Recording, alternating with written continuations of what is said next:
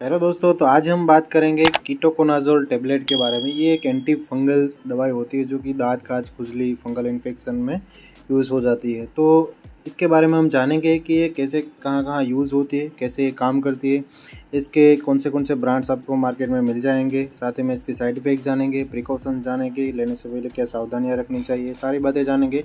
तो वीडियो को लास्ट तक देखना दोस्तों। तो चलिए शुरू करते हैं। सबसे पहले जानते हैं कि कीटोकोनाजोल क्या होता है। तो कीटोकोनाजोल एक broad spectrum anti fungal medicine होती है जो कि नंबर्स ऑफ फंगल इन्फेक्शन को ट्रीट करने के लिए इस्तेमाल की जाती है। और ये एजोल एंटी फंगल ग्रुप की ये मेडिसिन है। एजोल आपने देखा होगा कि जहाँ पर भी एंटी फंगल मेडिसिन होती है वहाँ पर पीछे एजोल प्रोनाउंसिएशन होता है, जैसे कि कीटोकोनाजोल, क्लोट्रीमाजोल, लुलिकोनाजोल। जो भी एंटी फंगल दवाई होती है उसमें पीछे एजोल ऐसा प्रोनाउंसिएशन आता है। यहाँ पर आप देख सकते हो ये एजोल, कीटोकोनाजोल। और ये कैसे काम करती है, तो ये जो फंगाई होती है, फंगस होती है, उनको ये मारती है और उनके ग्रोथ को रोक देती है, उनके सेल मेम्ब्रेन को डिस्ट्रॉय करने के बाद। और इस तरह से फंगल इन्फेक्शन ठीक हो जाता है। और आपको मार्केट में ये टेबलेट के फॉर्म में मिल जाती है, क्रीम के फॉर्म में भी मिलती है, कीटोकोनाजोल सॉफ्ट के फॉर्म में भी मिलती है, शैम्पू के फॉर्म में भी मिलती है और लोशन के फॉर्म में भी आपको मार्केट में मिल जाती है। तो आज हम इस वीडियो में जो कीटोकोनाजोल टेबलेट के बारे में बात करेंगे। मोस्टली ये 200 मिलीग्राम की स्ट्रेंथ में मार्केट में अवेलेबल है। तो अब इसके यूजेस के बारे में जान लेते हैं कि कहाँ कहाँ इसका इस्तेमाल किया जाता है। तो सबसे पहले तो किसी भी जगह पर जहाँ पर फंगल इन्फेक्शन है वहाँ पर इसका इस्तेमाल होगा। सबसे पहले रिंगवर्म जो होता है, यहाँ पर आप ये पिक्चर देख सकते हो, ये रिंगवर्म होता है, वो एक टाइप का फंगल इन्फेक्शन होता है। उसमें ऐसा गोल गोल चकत्ता बनता है और उसकी जो किनारियाँ होती है वो थोड़ी उठी हुई होती है, तो उसको रिंगवर्म बोलेंगे हम। वो एक प्रकार का फंगल इन्फेक्शन होता है, तो इसमें भी इसका इस्तेमाल किया जाता है कीटोकोनाजोल टेबलेट का। और दूसरा इसका यूज़ है वो है टेनिया वर्सिकोलर। यहाँ पर आप ये इमेज देख सकते हो। तो ऐसे सफ़ेद कलर के या तो भूरे कलर के या तो फिर गुलाबी कलर के या फिर कोई और कलर के भी ऐसे पैच बन जाते हैं हमारे बॉडी के ऊपर। तो उसको हम टीनिया वर्सिकोलर बोलेंगे और वो भी एक टाइप का फंगल इन्फेक्शन होता है, तो उसमें भी इसका इस्तेमाल किया जाता है। सीबोरिक डर्मेटाइटिस में इसका इस्तेमाल किया जाता है। सीबोरिक डर्मेटाइटिस में क्या होता है कि हमारी जो स्काल्प की जो स्किन होती है वो स्केली हो जाती है, उसमें से पपड़ी निकलने लगती है। हमारे और भी बॉडी पार्ट्स में ये सीबोरिक डर्मेटाइटिस हो सकता है, जैसे कि हमारे फेस्ट, हमारे चेस्ट या और कोई अदर बॉडी पार्ट्स में भी ये हो सकता है। तो ये भी एक प्रकार का फंगल इन्फेक्शन होता है, तो इसमें भी इसका इस्तेमाल किया जाता है। और कैंडिडियासिस कहाँ कहाँ होता है, तो एक कैंडिडा इन्फेक्शन हो जाता है, हमारे मुंह में हो सकता है, हमारे वजाइनल पार्ट में हो सकता है। तो अगर कहीं पर कैंडिडियासिस हो गया है तो उसमें भी कीटोकोनाजोल टेबलेट इस्तेमाल की जाती है। और तो और एथलेट्स फुट में इसका इस्तेमाल किया जाता है। यहाँ पर आप देख सकते हो ये एथलेट्स फुट की इमेज होती है।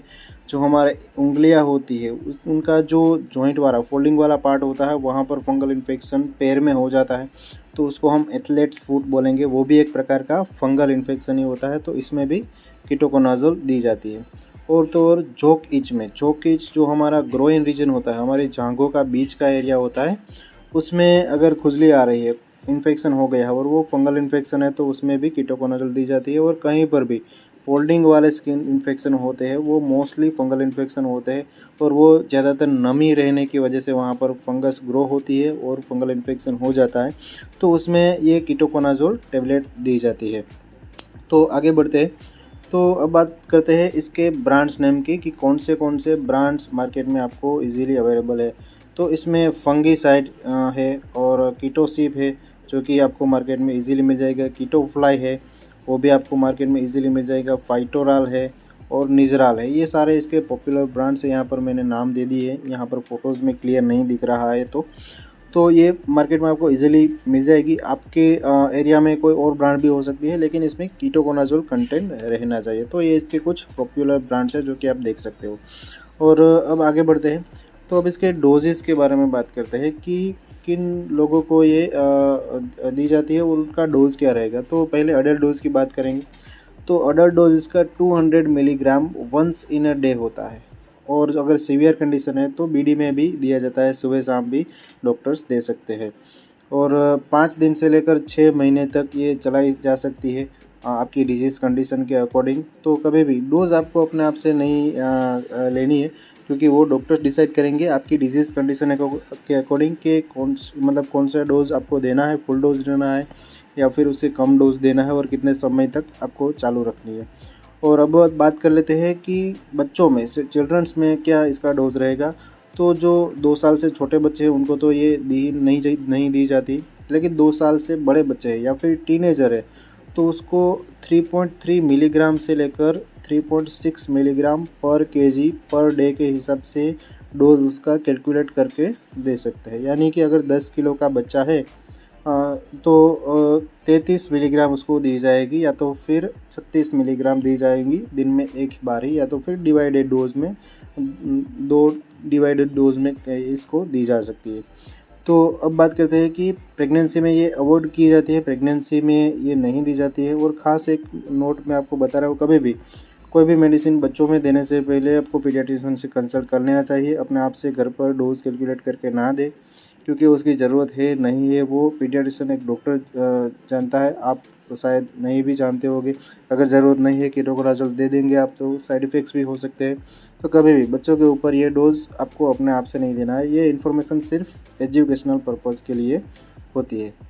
अब बात करते हैं इसकी साइड इफ़ेक्ट्स के बारे में कि कौन सी इसमें साइड इफ़ेक्ट्स देखी जाती है। इसके बारे में बात हम करें तो साइड इफ़ेक्ट्स के बारे में, तो इसकी वजह से हर एक केस में साइड इफ़ेक्ट्स देखने को नहीं मिलती, लेकिन कुछ केसेस में कभी कभी साइड इफ़ेक्ट्स देखने को मिलती है, बहुत रेयर केस में देखने को मिलती है। तो वो क्या क्या हो सकती है इसके बारे में हम डिस्कस करते हैं। तो इसमें इसकी वजह से नोज़िया वोमिटिंग हो सकता है, जी मचलाना या उल्टी होना, पेट में दर्द रहना, बार बार दस्त लगना या लीवर एंजाइम बढ़ जाना, एसिडिटी रहना, इंडाइजेशन यानी कि अपच रहना, और हमारे हार्ट रेट भी इससे चेंज हो सकते हैं। तो इसके कुछ कॉमन साइड इफ़ेक्ट्स थे जो कि अगर आपको देखने को मिलती है तो आपको तुरंत ये मेडिसिन बंद करनी चाहिए और अपनी डॉक्टर या फिर केमिस्ट से मिलना चाहिए, जिससे कि आपको कोई और अल्टरनेटिव मेडिसिन आपको वो प्रिस्क्राइब कर सके। और अब बात करते हैं इसकी प्रिकॉशंस और उसमें क्या ध्यान रखने वाली बात है ये मेडिसिन लेने से पहले, इसके बारे में बात करते हैं कि प्रिकॉशंस क्या क्या हमें रखनी चाहिए। तो सबसे पहले अगर आपको इस दवाई से एलर्जी है या तो फिर आपका बॉडी हाइपर सेंसिटिव है इस दवाई से, तो आपको ये दवाई कभी भी नहीं लेनी चाहिए, क्योंकि अगर एलर्जी है तो आपको एलर्जिक रिएक्शन हो सकता है, शरीर में खुजली आ सकती है, रेसिस बन सकते हैं, कहीं पर सूजन आ सकती है, ये सारी चीज़ें हो सकती है।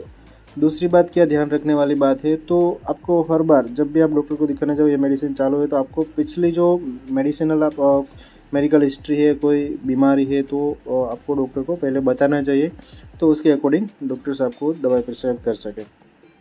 और ख़ास करके अगर आपको लीवर प्रॉब्लम है या तो फिर अल्कोहल आप कंज्यूम कर रहे हो, आपका टेस्टोस्टेरोन लेवल लो है, लो कोर्टिसोल लेवल है, एडिशन डिजीज़ है या तो फिर एड्रिनल इनसफिशिएंसी है, इनमें से कोई भी दिक्कत है तो आपको पहले डॉक्टर्स को बताना चाहिए, ताकि उसके अकॉर्डिंग डॉक्टर्स आपको दवाई प्रिस्क्राइब कर सकते हैं।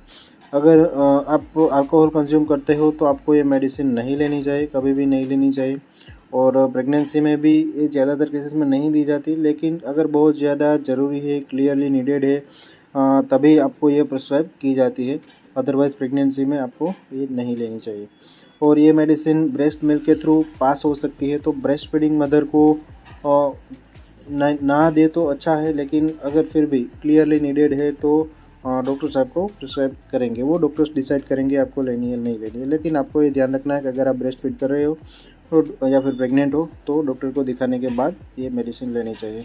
मैं यही सलाह देना चाहूँगा कि कोई भी मेडिसिन आपको अपने आप से नहीं लेनी चाहिए, डॉक्टर्स को दिखाइए, वो अगर रिकमेंड करते हैं तो आप वो लें। तो आशा करता हूँ दोस्तों वीडियो में कुछ अच्छी और इन्फॉर्मेटिव जानकारियाँ जानने को मिली होगी।